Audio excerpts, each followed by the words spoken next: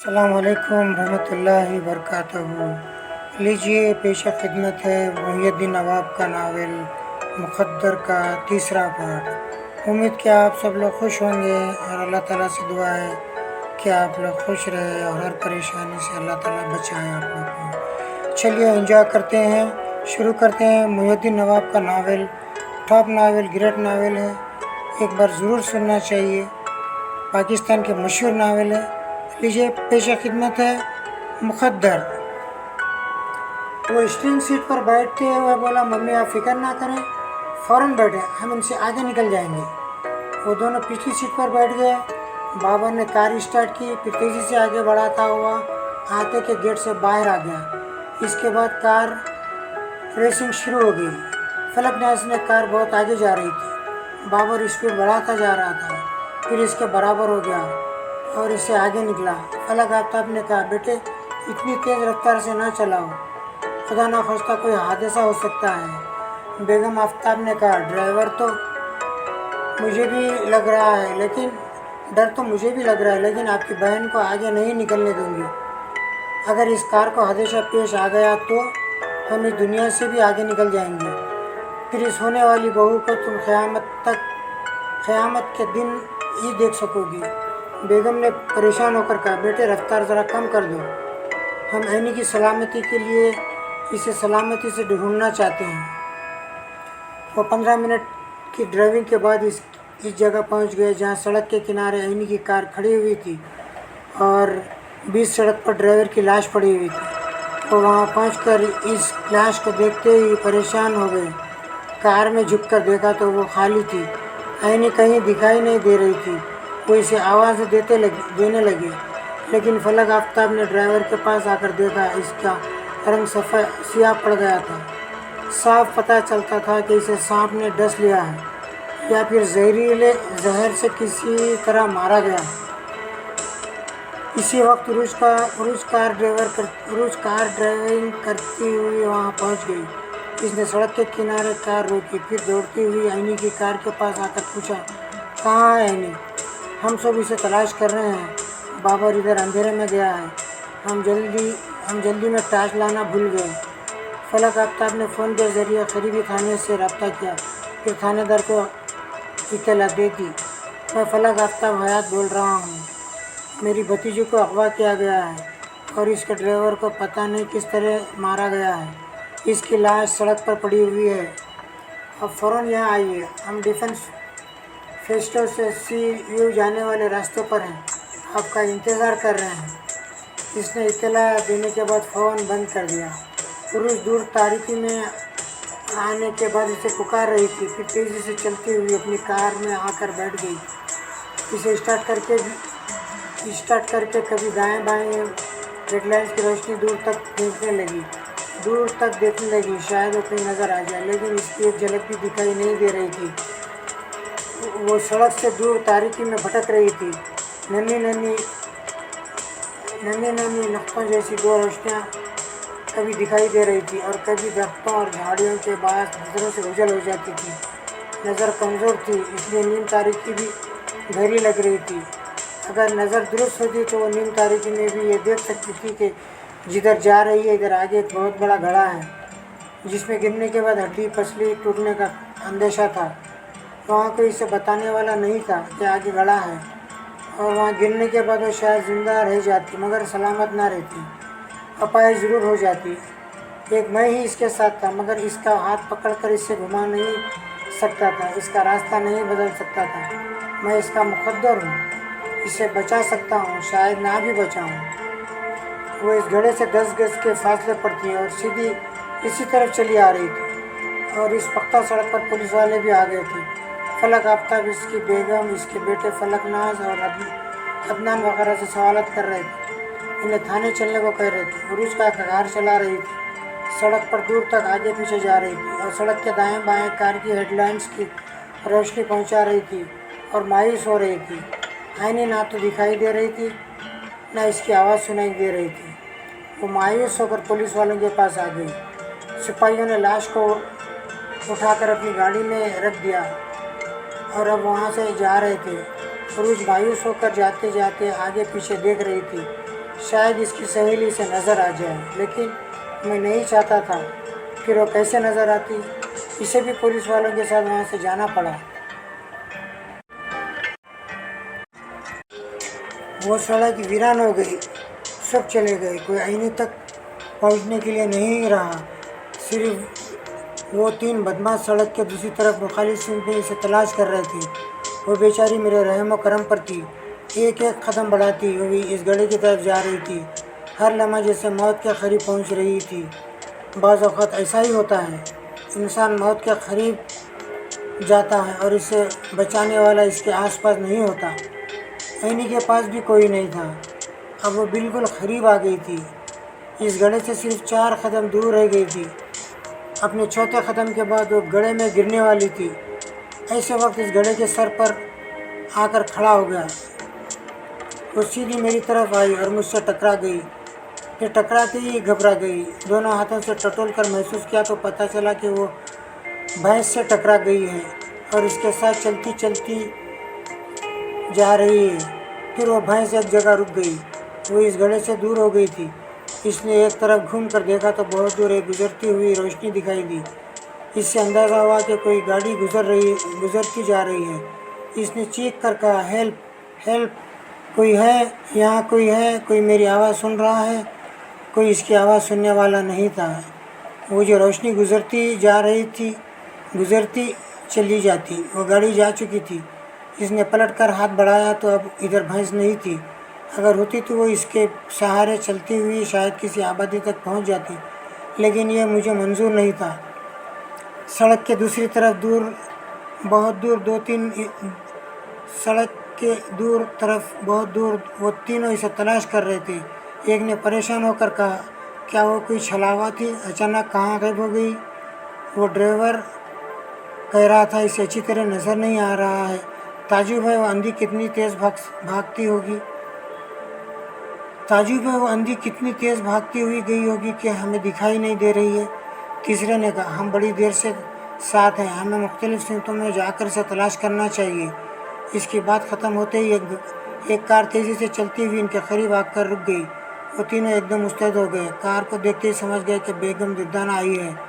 وہ تیزی سے چلتے ہوئے اسٹرنگ سیٹ والے دروازے کی طرف آ کر ادب سے کھڑے ہو گئے۔ اس طرف کی کھڑکی کا شیشہ آہستہ آہستہ نیچے ہونے لگا، اندر بیٹھی ہوئی بیگم دردانہ کا چہرہ نظر آنے لگا۔ وہ اس کے چہرے خوش شکل خاتون تھی، ادھر عمر کی یہ خوش شکل خاتون تھی، بڑی باوقار لگ رہی تھی۔ اس کے چہرے پر رعب اور دبدبہ طاری تھا۔ اس نے جیسے گھبراتے ہوئے ان تینوں کو دیکھا، پھر سخت لہجے میں پوچھا، وہ کہاں ہے؟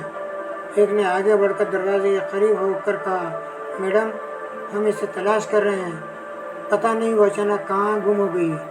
وہ اندھی ہے اور تم آنکھ والے ہو، وہ اکیلی ہے اور تم 3 ہو، پھر بھی کتوں کی طرح اس کے پیچھے دوڑ رہے ہو اور ہانپ رہے ہو۔ کیسے شکاری کتے ہو کہ اپنے شکار تک نہیں پہنچ رہے ہو؟ میڈم، ہم اسے جانے نہیں دیں گے اور انہی اطراف میں کہیں بھٹک رہی ہے، ہم ابھی اسے پکڑ کر لے آئیں گے۔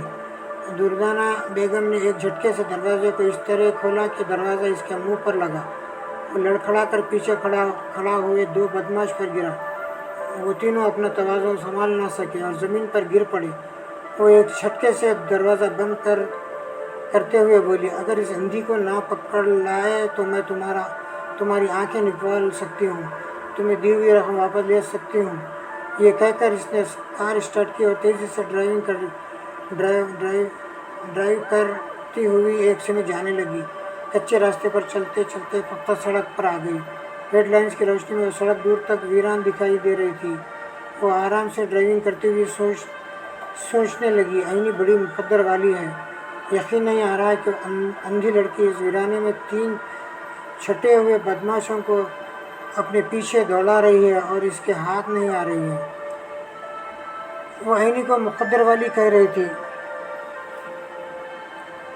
کوئی عینی سے پوچھتا تو خود کو انتہائی بدنصیب کہتی اور یہ سچ بھی ہوتا، کیونکہ وہ رات کی تاریکی میں اور اس ویرانے میں تنہا بھٹک رہی تھی۔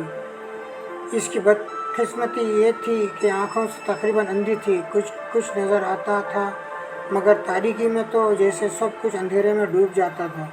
بعض حالات میں انسان بیک وقت خوش نصیب بھی ہوتا ہے اور بد نصیب بھی۔ اس وقت اس کی خوش نصیبی یہی تھی کہ تنہا بھٹکتے رہنے کے باوجود ابھی تک دشمنوں سے محفوظ تھی۔ دردانہ بیگم خوش نصیب تھی کہ اس کا کوئی دشمن نہیں تھا۔ وہ اپنے دشمنوں کو خرید کر دوسروں سے دشمنی کرا سکتی تھی۔ خوش نصیبی یہ تھی کہ وہ انہی کی محروم باپ کی بیوہ رہ چکی تھی۔ اس حوالے سے اسے محروم کی وصیت کے مطابق 20 کروڑ روپے مل چکے تھے۔ یہ رقم ساری زندگی عیش و آرام سے گزارنے کے لیے کافی تھی، لیکن انسان کا مزاج بہتے پانی کی طرح ہے، وہ کسی جگہ نہیں ٹھہرتا، بہتے بہتے خواہشات کے سمندر میں جا گرتا ہے، اور یہی بات دردانہ بیگم کے ساتھ تھی۔ 20 کروڑ کافی رقم تھی۔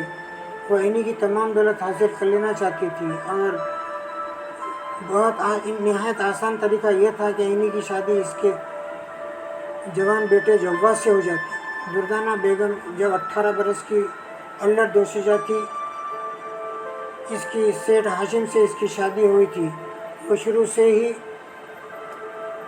بڑے بڑے خواب دیکھتی رہتی تھی، اور اس کے خوابوں کی تعمیر سیٹھ ہاشمی تھا، بہت ہی معروف جیولر تھا۔ دولت اتنی تھی کہ وہ دونوں ہاتھوں سے لٹاتی رہتی تب بھی ختم نہ ہوتی۔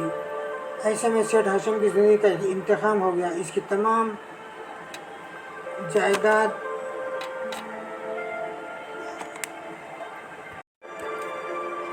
ایسے میں سیٹھ ہاشمی کی زندگی کا اختتام ہو گیا۔ اس کی تمام دولت اور جائیداد دردانہ بیگم کے حصے میں آ گئی۔ سیٹھ ہاشمی پر اس کا ایک بڑا جواد تھا۔ سیٹھ ہاشمی سے اس کا ایک بیٹا جواد تھا۔ وہ اپنے بیٹے کے ساتھ ساری زندگی عیش و آرام سے گزار سکتی تھی، لیکن وہ پارے کی طرح عورت تھی، ایک جگہ نہیں ٹھہر سکتی تھی۔ پھر اس کی زندگی میں فلک سکندر حیات آ گیا۔ وہ ایک ارب پتی تاجر تھا، بھلا وہ اس تاجر کو کبھی چھوڑ سکتی تھی؟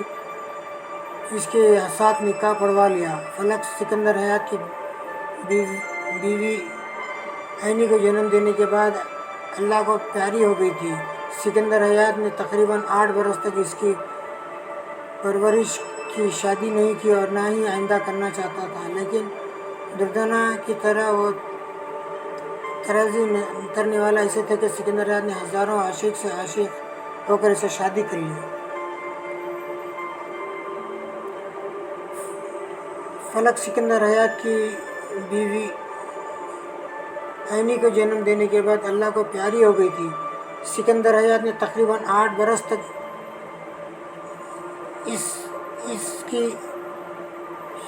اس لیے شادی نہیں کی ورنہ ہی آئندہ کرنا چاہتا تھا، لیکن دردانہ کی ترازاری اور ناز و انداز ایسے تھے کہ سکندر حیات نے ہزار جان سے عاشق ہو کر اسے شادی کر لی۔ شادی کے بعد ایک عرصے تک دردانہ کا جادو اس پر چلتا رہا، لیکن فلک سکندر حیات پکا بزنس مین تھا، بڑی عملی زندگی گزارنے والا تھا۔ رفتہ رفتہ سمجھ گیا کہ یہ عورت لالچی ہے، اس کی تمام دولت و جائیداد پر کاروبار پر قبضہ جمانے کے لیے ہر طریقے اختیار کر رہی ہے۔ جب عینی 14 برس کی ہوئی تو دردانہ نے کہا،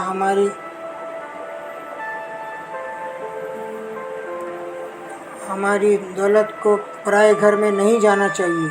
اگر آپ مناسب سمجھے تو میرے جواد سے عینی کی شادی ہو سکتی ہے۔ فلک سکندر حیات نے کہا، اگر میری عینی کی شادی تمہارے جواد سے نہ ہو تب بھی میری دولت گھر سے باہر نہیں جائے گی۔ میرے بھائی کے 2 بیٹے ہیں اور میری بہن فلک ناز کا ایک بیٹا ہے۔ ان کے علیحدہ عینی کے کتنے ہی ماموزاد اور خالہ زاد ہیں، سبھی خاندان کے افراد ہیں۔ عینی شادی ہوگی تو خاندان کے انہی لڑکوں میں سے کسی سے ہوگی۔ وہ بولی، میرے بیٹے میں ایسی کیا خامی ہے کہ آپ انکار کر رہے ہیں؟ صرف اس لیے کہ تمہارا بیٹا تمہارے پہلے شوہر سے ہے اور اس کا خاندان ہم سے مختلف ہے۔ عینی کی شادی اس سے ہوئی ہوگی تو میری دولت خاندان سے باہر چلی جائے گی۔ تم الٹی بات کر رہی ہو کہ جواد سے شادی ہونے کے بعد یہ دولت میرے خاندان میں رہے گی۔ تم مجھے کیسی الٹی पट्टी पढ़ा रहे हो। इसके बाद दोनों के दरमियान इख्तलाफात पैदा हो गए। दुर्दाना बेगम बड़ी नरमी और मोहब्बत से समझाती रही, ऐनी को एक माँ का भरपूर प्यार देती रही और इस तरह फलक सिकंदर हयात को मुतासिर करती रही कि आइंदा भी वो इसे बहू बनाकर भरपूर मोहब्बतें देती रहेगी। लेकिन सिकंदर हयात झांसे में आने वाला नहीं था। इसने वसीयत लिख दी। इस वसीयत के मुताबिक इसके मौत के बाद इसे 20 करोड़ और रहाश के लिए एक रोटी मिल गई। इससे ज़्यादा कुछ नहीं मिल सका। बाकी तमाम कारोबार, दौलत और जायदाद ऐनी के नाम हो गई। फलक सिकंदर हयात से बस एक ही गलती हुई कि इसने दुर्दाना से शादी की और इस तरह ऐनी की ज़िंदगी में एक सौतेली माँ आ गई, अगरचे अब इससे ताल्लुक़ नहीं रहा था। सिकंदर हयात की मौत के बाद दुर्दाना बेगम अपनी कोठी में चली गई थी और वहाँ अपने जवान बेटे के साथ ज़िंदगी गुजारती रही थी, लेकिन सुकून से नहीं थी। दिमाग में खिचड़ी पकती रहती थी कि किसी तरह ऐनी को हासिल किया जा सकता है। वैसे एक चालाकी इसके काम आ रही थी। इसने ऐनी को बचपन ही से इतनी मोहब्बतें दी थी कि ऐनी भी इसे बहुत ज़्यादा चाहने लगी थी, इसकी बहुत इज्जत करती थी। कभी अपनी सहेली उरुस के साथ दुर्दाना के घर चले जाया करती थी और दुर्दाना इसके घर आ जाया करती थी। फलक सिकंदर हयात का बड़ा भाई फलक आफ्ताब हयात इसकी बेगम और उसके तमाम ख़ानदान वाले दुर्दाना को पसंद नहीं करते थे और चाहते थे कि वो इनके घर ना आया करे, लेकिन ऐनी की वजह से खामोश रहते। दबी ज़बान से इसे समझाने की कोशिश करते थे कि सौतेली माँ हर हाल में सौतेली होती है, इस पर ना तो ज़्यादा भरोसा करना चाहिए और ना ही ज़्यादा मेल मिलाप रखना चाहिए। पुरुष ने कभी यही समझा था कि दुर्दाना बेगम आस्तीन का सांप है, अपनी ममता निछावर कर रही है, लेकिन किसी वक्त किसी दिन भी इसे डस लेगी। ऐनी किसी की बात मानने ना माने, मगर उरुज की बात आंखें बंद करके मान लिया करती थी। इसने वायदा किया था कि वह दुर्दाना बेगम से मोहब्बत किया करेगी, लेकिन इस पर इत्मीनान नहीं करेगी। पहले दुर्दाना बेगम को यकीन था कि ऐनी इसकी ममता के करीब है, इसके ममता के फरेब में आकर इसकी बात मान लेगी और जव्वाद को अपना जीवन साथी बनाने पर राज़ी हो जाएगी। फिर पता चला कि ऐनी इससे मोहब्बत तो करती है, इसके तमाम बातें भी मानती रहती है, मगर वो जव्वाद की तरफ माहिल नहीं है। एक बार इसने दबी ज़बान से कह दिया था, मम्मी मैं हमेशा आपकी बेटी बनकर रहूँगी, लेकिन बहू नहीं बनना चाहूँगी। बस यही से दुर्दाना बेगम का मंसूबा कमज़ोर पड़ गया था और अब वो साजिशों पर उतर आई थी। ये अच्छी तरह जानती थी कि ऐनी की दौलत और जायदाद और तमाम कारोबार सीधे रास्ते से हासिल नहीं हो सकेंगे, लिहाजा चोर दरवाजे इख्तियार करने होंगे, और अब वो यही कर रही थी। अब तक वो मीठी छुरी बनकर साजिशें कर रही थी, ऐनी को कोई नुकसान नहीं पहुंचा रही थी, लेकिन अब इसने इसे नुकसान पहुंचाने वाली साजिशें की थी, जिसके नतीजे में वो ऐनी रात की तारीकी और इस वीराने में भटक रही थी। एक जगह ठहर कर सोच रही थी क्या करे, कहाँ जाए। जहाँ भी जाती रास्ता लंबा होता जाता था और मंजिल नहीं मिलती थी। वहाँ कोई इसका हाथ थामने वाला और इसे रास्ता दिखाने वाला नहीं था। वो ज़ेर लब आयतल कुर्सी पढ़ने लगी। जब भी कोई मुसीबत आती है तो वो इसी तरह दिल में ज़ेर लब आयत का वर्त करती रहती थी। वो दूर तक खड़ी रही और आयत का वर्त करती रही। फिर इसने अल्लाह का नाम लेकर एक तरफ रुक किया और इधर संभल कर आगे बढ़ने लगी। वो कुछ दूर जाने के बाद रुक गई। आगे यूँ लगा जैसे चढ़ाई हुई हो।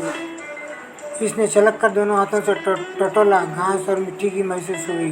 वो ऊंचाई की तरफ जा रही थी। इसका मतलब ये था कि आगे रास्ता रुका हुआ है, इसे सिम बदल कर चलना होगा। वो नहीं जानती थी कि चढ़ाई कितनी ऊंची है और इस ऊंची पर पहुंचकर वो कर भी क्या सकती थी। लिहाजा वो सिमत बदल कर जाना चाहती थी कि रुक गई। इसे किसी गाड़ी की आवाज़ आई थी। फिर गाड़ी बड़ी तेज़ी के साथ इसके नज़दीक से गुजरती जा रही थी। तब ये बात इसके समझ में आई कि सड़क के किनारे पहुंच गई है और इस चढ़ाई के नीचे खड़ी है जो सड़क साथ है। ये बात समझ में आ गई कि इसी रास्ते पर पहुंच आई है जहां से अलग होने के बाद अब तक भटकती रही थी। वो अल्लाह का नाम लेकर दोनों हाथ टेक कर इस चढ़ाई पर चढ़ने लगी और ऊपर पहुंचकर इसने हाथ बढ़ाकर देखा तो वहाँ सड़क महसूस हुई। वो कुछ देर तक वहाँ बैठी रही। आसमान पर तारे बिखरे हुए थे। इनकी मध्यम रोशनी में आसमान आसपास किसी हद तक देखा जा सकता था। इसकी नज़र कमज़ोर थी, इसलिए इसे देखने में देर हो रही थी। रफ्ता रफ्ता धुंधला सा दिखाई देने लगा। सड़क भी चंद कदम दूर के फासले पर नज़र आने लगी। वो उठकर खड़ी हो गई। फिर ये एक तरफ सड़क के किनारे चलने लगी। उम्मीद थी कि फिर कोई गाड़ी गुजरेगी तो वो हाथ हिलाकर और चीख कर इस गाड़ी को रोक लेगी और इस तरह लिफ्ट हासिल कर सकेगी। उरुज सुकून से बैठने वाली नहीं थी। इसका दिल इन्हीं के लिए तड़प रहा था। यह ख्याल सता रहा था कि ना जाने वो थाना इस वीराने में कहाँ भटकती हुई होगी, या फिर वो लोग इसे अगवा किए इसे कहाँ ले गए हैं जिन्होंने ड्राइवर को कत्ल किया है। उरुज अपने बंगले पर पहुंची तो इसके वालिद सैयद तराब शाह बेचैनी से टहल रहे थे। इसकी वालिदा बेगम शाह पूछा, क्या हुआ बेटी, आईनी खैरियत से तो है? माँ ने इसकी सहेली की खैरियत पूछी तो आँखों से आंसू निकलने लगे। वो रोते हुए बोली, कुछ पता नहीं चल रहा है वो कहाँ है, किस हाल में है। इतना तो अंदाज़ा हो चुका है कि इसे अगवा किया गया है। बेगम शाह ने कहा, खुदा खैर करे, अब तो हम इसकी सलामती और खैरियत से इसकी वापसी की दुआएं ही मांग सकते हैं। सैयद तुराब अली शाह ने कहा, इसे अगवा करने वाले ये जानते होंगे कि वो इंतहाई दौलतमंद है, लिहाजा वो ज़रूर कोई राब्ता करेंगे और बड़ी से बड़ी रकम का मुतालबा करेंगे, लिहाजा फ़ोन का इंतज़ार करना होगा। इसके सिवा और कोई चारा नहीं है। वो तड़प कर बोली, मैं सुकून से नहीं बैठ सकती। मैं बयान नहीं कर सकती कि मेरी क्या हालत है। मैं अंदर से बिखर गई हूँ, खुद को सिमट नहीं पा रही हूँ। मैं फिर वहाँ जाऊँगी, इसे तलाश करूँगी। तुम अभी वहाँ से आ रही हो, क्या इसे आसपास के इलाक़ों में तलाश नहीं किया गया था? वहाँ तारीकी थी, हमारे पास टार्च नहीं थी। मैंने हेडलाइंस की रोशनी में दूर तक देखा था, इसे आवाज़ें भी देती रही थी, मगर इसका कुछ पता ना चल सका। अब मैं कुछ लोगों को साथ ले जाऊंगी, टार्च भी साथ होगी तो इसे तलाश करने में आसानी हो जाएगी। वहाँ थोड़ी बहुत आबादी भी है, हम वहाँ जाएंगे, हो सकता है वो किसी के यहाँ पनाह ले रही हो। बेगम शाह ने कहा, बेटी अभी तो तुमने कहा है इसे अगवा किया गया है, फिर वहाँ किसी बस्ती में कैसे मिलेगी? मम्मी, अगवा की बात हम अंदाज़न कह रहे हैं, हो सकता है ऐसा ना हुआ हो, वो वहीं कहीं छुपी हुई हो। मैं वहाँ ज़रूर जाऊँगी। तुराब अली शाह ने अपने बेटे को आवाज़ दी, हशमत कहाँ हो, फ़ौरन आओ। एक मुलाजिम दौड़ता हुआ आया, फिर बोला, जी हुजूर, क्या हुक्म है? तुराब अली ने उसे घूर कर देखा, फिर पूछा, क्या तुम्हारा नाम हशमत है? कहाँ है हशमत? मैं अभी जाकर देखता हूँ। मुलाजिम वापस जाने लगा। तुराब अली ने कहा, ठहरो, घर में 2 मुलाजिम और हैं, इन्हें भी बुलाओ और अभी उरूज बीबी के साथ आईनी को तलाश करने जाओ। वो चला गया। कुछ देर बाद हशमत ने आकर पूछा, बस डैडी, क्या बात है? बेटे, आईनी किसी प्रॉब्लम में है, इससे अगवा किया गया है, लेकिन उरूज का ख्याल है कि जहाँ से गुम हुई है वहीं के किसी इलाके में मिल सकती है। ये इसे तलाश करने जा रही है, तुम भी इसके साथ जाओ। हशमत एक कदावर जवान था। इसे खूबसूरत कहा जा सकता था, लेकिन खूबसूरत नहीं कहा जा सकता था। वह खुद गर्ज और मौका सन्नास शख्स था। इन्हीं पर इसकी नीयत थी। इसने कई बार इससे लिफ्ट लेने की कोशिश की थी, मगर नाकाम रहा था। एनी ने उरूज से शिकायत की थी। उरूज ने पहले तो अपने भाई को समझाया, जब वो अपनी हरकतों से बाज न आया तो फिर इसने माँ बाप से शिकायत की। बाप ने बेटे को समझाया, दोनों सहेलियों में बहुत मोहब्बत है, इस मोहब्बत को नफ़रत में या अदावत में ना बदलो। हशमत ने कहा था, डैडी, मैं नफ़रत नहीं, मोहब्बत कर रहा हूँ। मैं तो इनकी मोहब्बत को और मुस्तैद करना चाहता हूँ। आईनी यहाँ बहू बनकर आएगी तो सारी ज़िंदगी उरूज के करीब रह सकेगी। दोनों के दरमियान मोहब्बतें मज़ीद बढ़ती रहेंगी। बेगम शाह ने बेटे की हिमायत करते हुए कहा, मेरा बेटा कितनी अकल की बात कर रहा है। इनकी मोहब्बत में इजाफ़ा करने का एक ऐसा रास्ता दिखा रहा है जो जायज़ है और हमारी पसंद के मुताबिक भी है। मैं भी आईनी को अपनी बहू बनाना चाहती हूँ। उरूज ने कहा, सॉरी मम्मी, आप ये भूल रही हैं कि आईनी अगर यहाँ बहू बनकर आएगी तो मैं भी मैं भी किसी के ब्याह बन कर यहाँ से चली जाऊँगी और अम्मी से दूर हो जाऊँगी।